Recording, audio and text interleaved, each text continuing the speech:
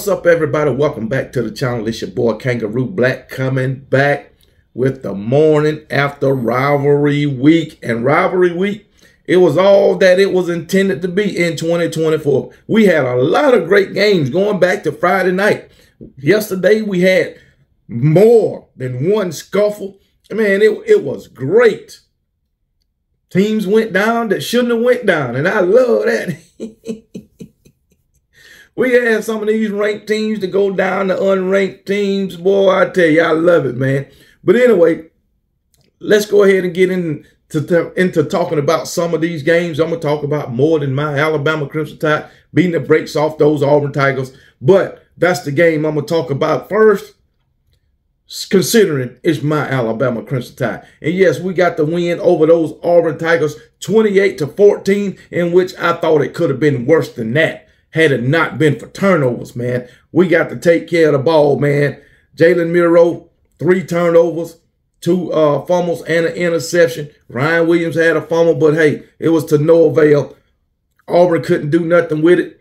Defense played pretty good yesterday, man, even though they gave up yardage. They pretty much kept Auburn out the end zone, even though they got, 14 points. But other than I believe those 14 points came off turnovers too, but hey, it's all good, man. It's all good. I don't give a damn how they got them. I know that it wasn't enough to beat my Alabama Crimson Tide. I don't know who outside of the Auburn fan base and that Auburn football program thought they was going to come into Bryant-Denny Stadium on Nick Saban Field and beat my Alabama Crimson Tide. DeMarcus Riddick, you should feel like a fool right now. That's that Alabama freshman, that Auburn freshman linebacker that was talking all that trash about Jalen Miro, how Jalen Miro is not that fast and how, well, Jalen Miro is not as fast as him and how Jalen Miro wasn't going to get out the box and how he wasn't going to lose to Alabama. His whole entire tenure playing for the University of Auburn. He done lost his mind. Or Auburn University, my bad, playing for Auburn University. Hey, shit. Those words wasn't true. He told himself a lie. He boosted himself up to believe that. That's what he did. Hell, personally, I don't think he believed it when he said it.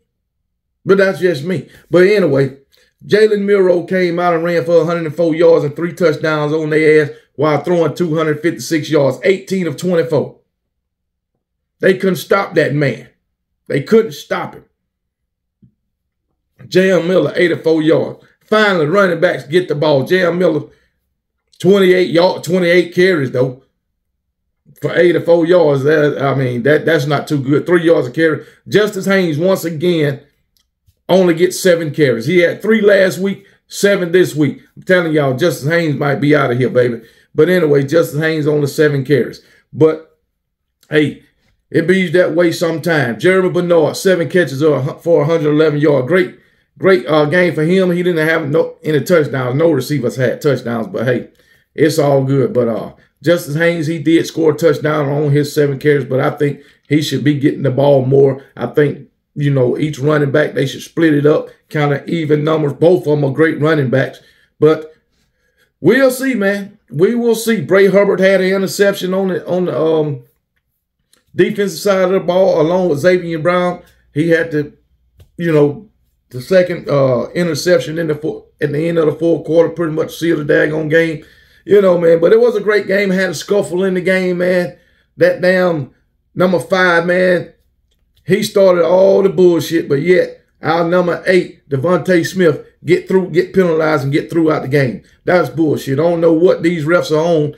I'm sure they saw what really happened. But we had scuffles in the game. But then again, Devontae Smith taking off his helmet. You can't do that. Whatever. Malachi Moore, man, that guy is a dog, man. Malachi Moore, I don't give a damn what nobody say.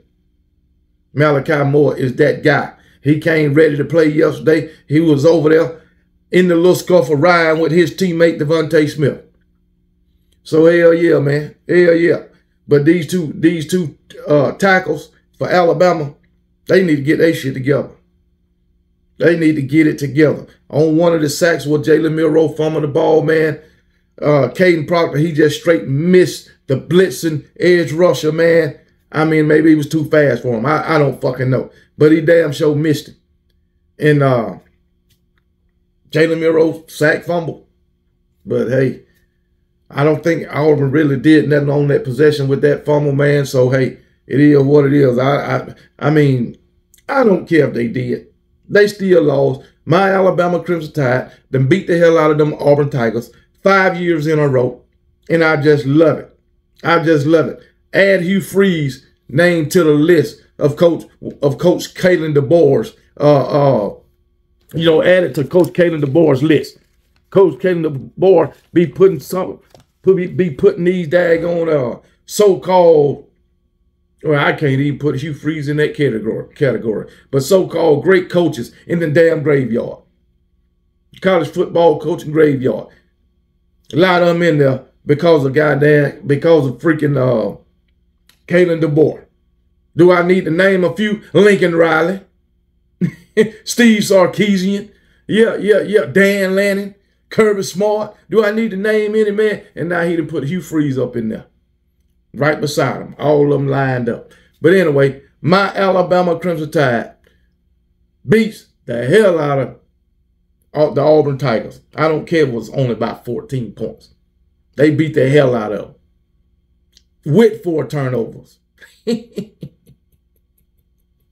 That's all I know. But I'm gonna move on from that game, man. I got a few more games I want to talk about. Let's talk about Tennessee and Vandy. Tennessee got off to a slow start. Oh my goodness. Tennessee got off to a slow start. Man, I thought Vandy was about to pull the upset, man. They came out and they scored 17 points, man. Had Tennessee down 17-0. And then everything came to a damn screeching halt. A screeching halt. 17 in the first quarter. 0 in the second. 0 in the third. 6 in the fourth. Oh, my goodness, man. Diego Pava, he came out hot. And it seemed like to me Vanderbilt wanted to throw the ball too much. That's not their repertoire. That's not their bread and butter. That RPO is their bread and butter with Diego Pava. Throwing the ball downfield is not. But hey, Diego Pava, he only had 104 yards passing, I believe. Let me see what Diego Pava had passing. Yeah, 104 yards, but he did have a touchdown pass. Vandy only had 212 yards. Only 212 yards. I think they tried to pass too much, in my opinion. But we all know what this Tennessee defense is. We all know that. All right. And it surprised me in the first quarter how Vanderbilt was running through them. That surprised me. But Tennessee, as usual, they got it together. Wind up scoring 17 in the second quarter, winning the halftime up 24-17. Third quarter, basically halfway through the third quarter, it was over. Especially going to the fourth. We knew Vandy wasn't going to come back. They just don't have that type of offense. And then, you know, speaking on Tennessee's defense, they played great after that daggone first quarter. Only wind up giving 6 points in the daggone fourth. Tennessee rolled up 538 yards of offense, 281 yards rushing. Once again, that freaking Dylan Sampson, man, 25 carries, 178 yards, over 7 yards a carry. That guy's a beast. Tennessee basically solidified themselves as a playoff team. So they will be in the inaugural 12-team playoff. Had some losses last week to put them back in. And guess what? They handled business against Vandy and made sure they don't mess their opportunity up. And then, but Tennessee is a good team, man. But Dylan Sampson is the workhorse on the offensive side of the ball. Nico, he threw 4 touchdowns yesterday. He did throw an interception, but that's neither here nor there. But he had 4 touchdowns off 257 yards passing, 18 of 26. Not bad numbers. Not bad numbers. They didn't have any rushing touchdowns, but they didn't need them. But Dylan Sampson, man, Dylan Sampson, my bad, Dylan Sampson. I mean, you can't, even if he don't have score. If he don't score in the game, he's still going to get you 120, 130, 140 yards rushing. He's going to put you in position to get in that end zone if he don't do it himself. But anyway, Deontay Thornton, man, 3 catches, 118 yards, 2 touchdowns, man. And Matthews and Kelselman had a touchdown. Kelselman, I gotta remind y'all, man, that he is a transfer from my Alabama Crimson Tide. Wish he'd have stayed, though. Wish he'd have stayed, but he's over there doing his thing at Tennessee. He really couldn't get on the field at Alabama, but he went to Tennessee, and Tennessee is using the hell out of him. Kelselman is a damn good tight end for them.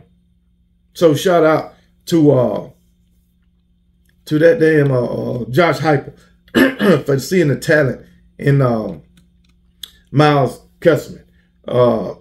Tennessee, I think they got 1 turnover, 1 interception yesterday. I think that was the only turnover. But hell, 1, man, 1, 2, they had 3.5 sacks yesterday. So Tennessee did their thing. They showed that they are a playoff team. So shout out to Tennessee. Moving on. Then we got South Carolina and Clemson. Yes, sir. Yes, sir. South Carolina went to the fake Death Valley and beat those Clemson Tigers and Dabo Swinney. And I loved every minute of it, man. And I tell you what, that daggone Lenore Sellers, that guy is a star in the making. He's a star in the making. Only a freshman. And he's doing his thing at this level. This guy, he is the future of this damn South Carolina offense, and they can win a lot of games with Lenore Sellers. I'm telling you now, man. He only threw 164 yards, 0 touchdowns. He had an interception, but guess what? He ran for 166 yards and 2 touchdowns. All right, on 16 carries. They couldn't stop him.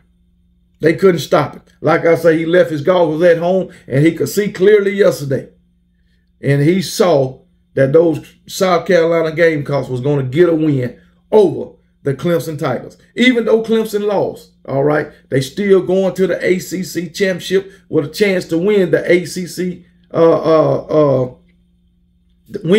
ACC conference title. Even though I don't think they're going to beat SMU, they still going because Miami got their ass beat. But anyway, Lenore Sellers, 164 yards passing, interception, 166 yards rushing with 2 touchdowns. Raheem Sanders, man, transfer. Only 60 yards on 18 carries. Leading wide receiver, Nick Harbor, 51 yards, whatever. It don't matter. I'm just glad that Clemson lost this game. I don't like Clemson. I don't like their coach, Dabo. I think Dabo is the most arrogant coach in all of college football. That's why I'd be so happy when him and his team lose. Clemson fans, when they lose and you talk about it, they be all up in their feelings, and I love it. I love it. There ain't nothing about Clemson or Clemson, South Carolina that I like. Nothing. So I'm glad you lost, Clemson Tigers. And then Cade Klubnik, 0 touchdowns, interception. Basically, they got the same numbers. But Cade Klubnik did have 280 yards passed, but it was all for nothing. Phil Muffer, 8 carries, 90. No, I mean, Cade Klubnik was the only one to score for South Carolina, man.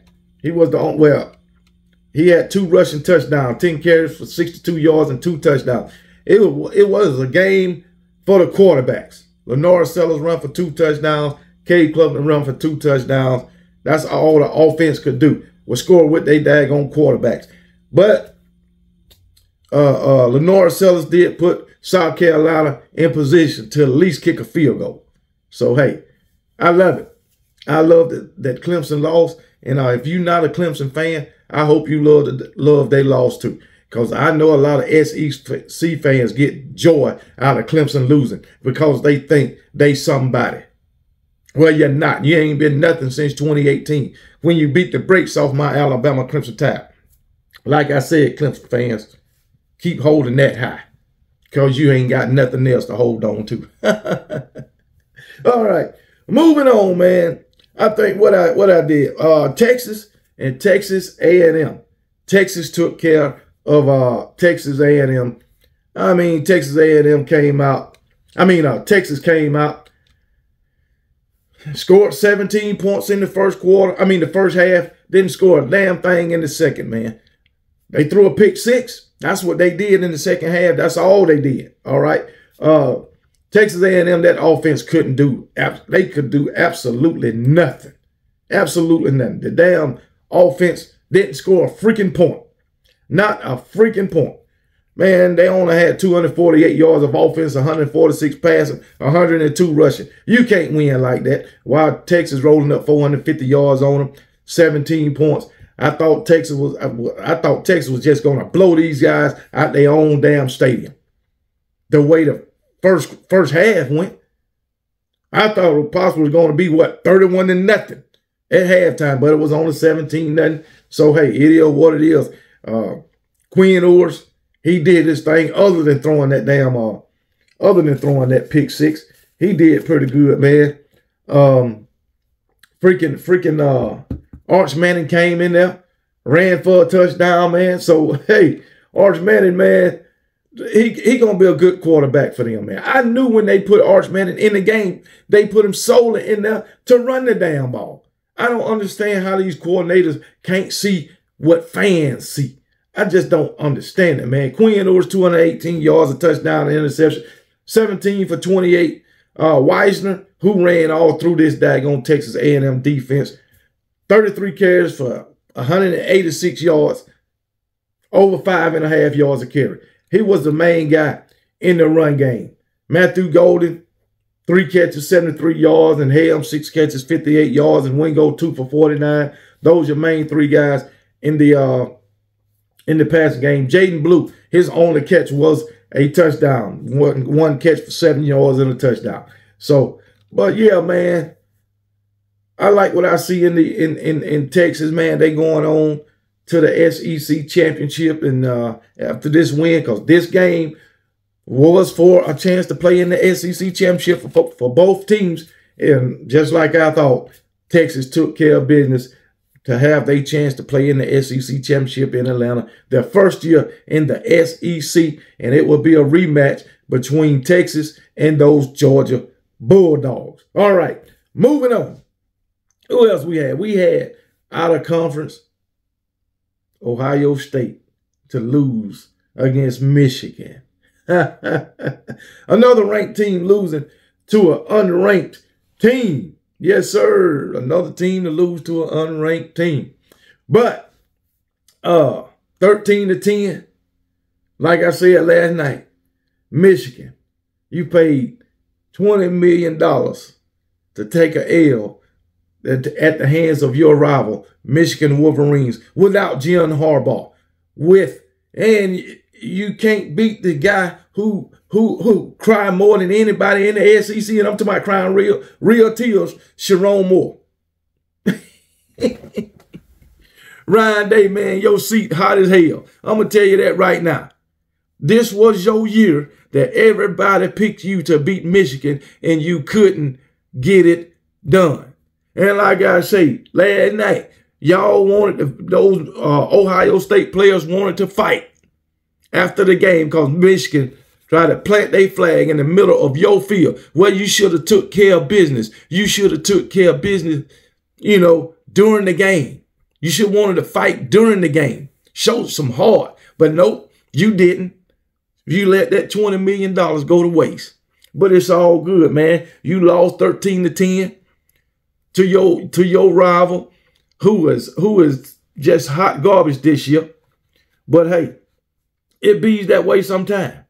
It bees that way sometimes. You can't win them all. Well, you done lost to Michigan 4 years in a row. You were sitting at the number 2 team in the nation. You lost to Michigan.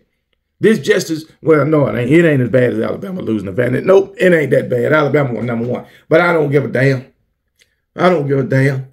I'm glad Michigan lost, man. Let's look at what they did, man. Will Howard for Ohio State, 175 yard, 1 touchdown, 2 interception. Good job. Quishon Judkins, man. This guy was at Ole Miss, one of the best running backs in the country. He got held to 46 yards on 12 damn carries. What a shame, man. What a shame. And then you look at, hold on, man. You look at Michigan. Michigan beat these guys, man. They only had 62 passing yards. 62 passing yards, man. They ran through Ohio State defense for 172 yards. Lord have mercy. How you lose to a team with only 62 pass yards? And you the number 2 team in the country. And you done spent $20 million for this team. And you lose to your rival who can only manage to throw the ball 62 freaking yards. Lord have mercy, man. Lord have mercy. Well, but, you know, they won the time of possession. What they tell me, they was giving Ohio State defense fits. Giving them fits. But, hey, can't win them all, like I say, man. But guess what? In this rival, Michigan seems to win them all. 4 years in a damn row that you done got your ass beat. Sharon Moore's first year as a head coach beating his rival, Ohio State. Ain't that some shit? Beating the number 2 team in the country. But Ohio State, you'll still be in the playoffs. So, hey, no harm, no foul, baby. But Ryan Day, man, he just can't beat Michigan. For some damn reason, he folds up. But next time, Ohio State, how about y'all try fighting during the game instead of after the game when you took that L?